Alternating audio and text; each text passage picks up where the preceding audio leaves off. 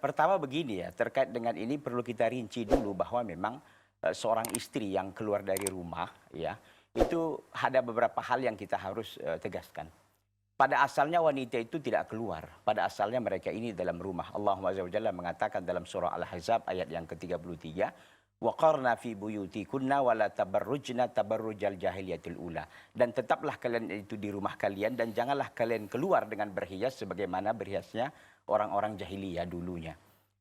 Itu satu. Jadi asalnya mereka ini adalah di rumah bukan keluar rumah. Ketika mereka keluar rumah ada beberapa hal yang mesti diperhatikan. Yang pertama adalah ada tidak kebutuhannya. Dari sisi kebutuhan dulu. Oh, kebutuhannya ada. Yang kedua, suaminya ridho apa tidak, izin apa tidak. Oke, itu yang kedua. Yang ketiga dari sisi jarak.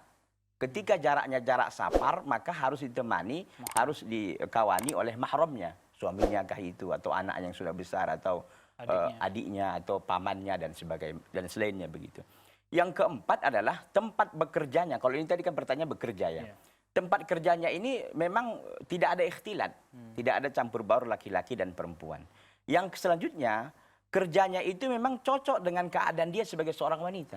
Artinya pekerjaan yang memang layak untuk wanita, apakah dia mengajar di TK, kemudian juga apakah dia ini umpamanya menjahit, apakah profesinya juga dokter umpamanya. Tapi dokternya memang khusus untuk perempuan. Nah, ketika ini terpenuhi semuanya, maka insya Allah Ta'ala tidak ada masalah. Dan itu memang sekali lagi saya katakan termasuk kebutuhan dia. Apalagi tadi dikatakan untuk membantu perekonomian suaminya. Demikian. Wallahu ta'ala alam.